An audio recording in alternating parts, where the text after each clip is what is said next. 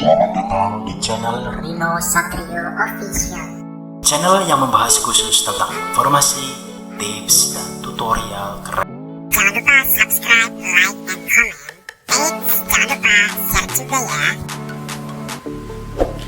Pandemi COVID-19 memaksa perubahan dalam banyak aspek kehidupan. Salah satunya yaitu terkait cara belajar siswa sekolah, baik itu tingkat SD, SMP, SMA, SMK, bahkan perguruan tinggi, yang tadinya tatap muka atau face to face dengan guru di sekolah, menjadi pembelajaran online ataupun daring ya dari rumah masing-masing. Baru-baru ini, Menteri Pendidikan dan Kebudayaan Republik Indonesia, Mas Nadiem Makarim, menyebutkan adanya kemungkinan metode pembelajaran jarak jauh akan menjadi permanen. Nah, siapkah kita, apalagi orang tua siswa, untuk mendukung putra-putrinya untuk belajar dengan optimal dari rumah? Oke, langsung saja guys, bagaimana sih tips menjadi orang tua yang cerdas bagi anak-anaknya saat pembelajaran jarak jauh? Simak video tips menjadi orang tua yang cerdas yang perlu diperhatikan berikut ini. Oke, selamat menyaksikan. Tips yang pertama, siapkan ruang belajar yang nyaman bagi anak.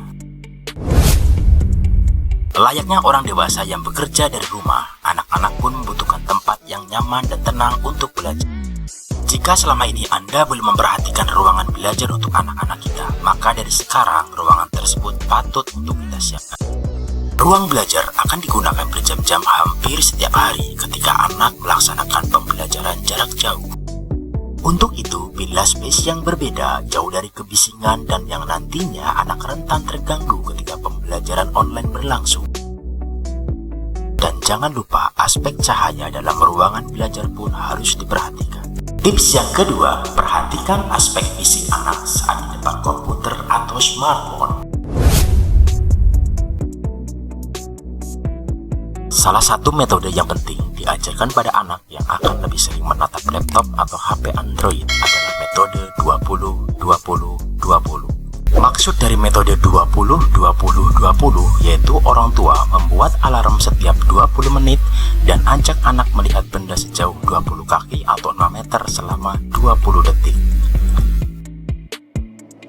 Metode 20-20-20 dikandung maksud akan membantu mata menjadi rileks kembali serta menghindari putra-putri kita dari mata kering atau mata lelah. Perhatikan pula posisi duduk anak dan ajak ia sesekali untuk bergerak untuk mencegah badan nyeri ataupun pegal-pegal ketika anak lama duduk di depan komputer ataupun melihat smartphone pada saat pembelajaran online berlangsung.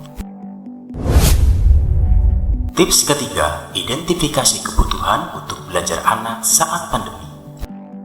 Tak dipungkiri, metode pembelajaran dari rumah akibat pandemi corona juga akan membuat putra-putri kita membutuhkan penyesuaian.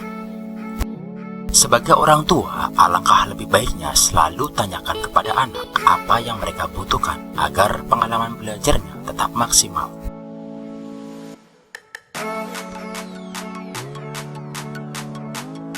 Termasuk penggunaan alat digital. Anda mungkin juga bisa memperhatikan materi belajar si kecil ataupun putra-putri kita agar pengalaman belajarnya tak sepenuhnya berubah.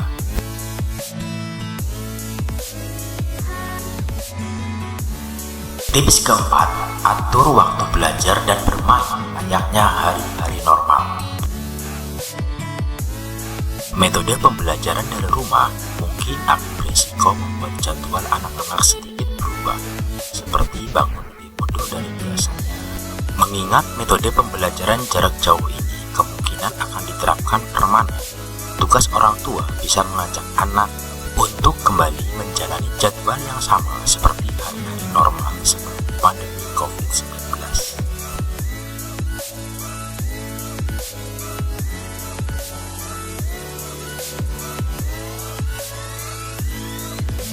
Jam pokok tersebut termasuk jam tidur, jam makan, jam mandi, hingga jam bangun anak-anak.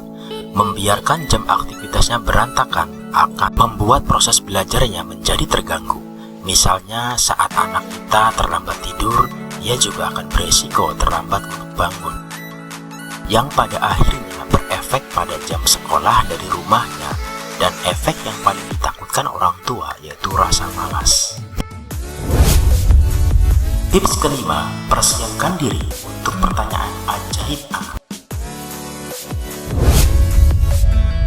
pandemi COVID-19 mungkin akan membuat Anda berinteraksi dengan anak-anak di rumah.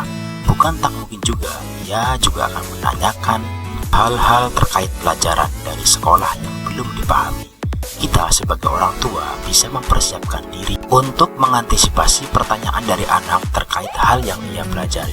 Jika perlu, tanyakan pada gurunya terkait sumber buku yang bisa kita gunakan untuk membantunya belajar.